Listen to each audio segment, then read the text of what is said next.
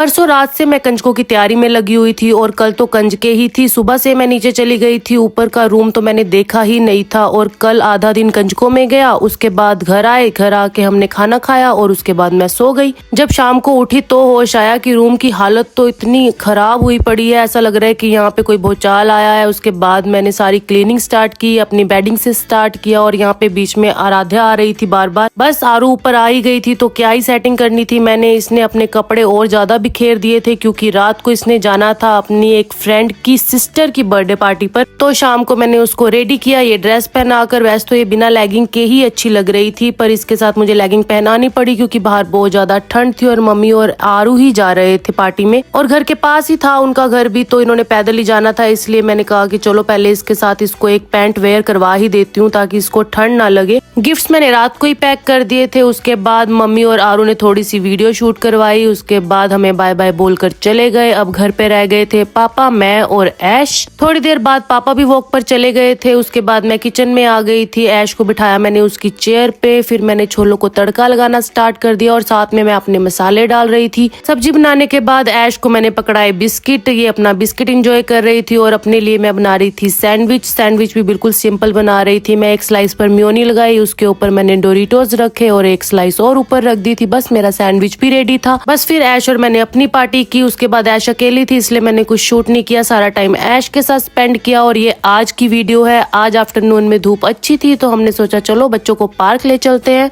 बस फिर रास्ते में आरू जिद कर रही थी कि आप प्रैम नहीं चलाओगे, मैं चलाऊंगी। तो मामू के साथ इसकी इसी बात पर बहस हो रही थी और दोनों कभी वो चला रहा था कभी वो चला रही थी।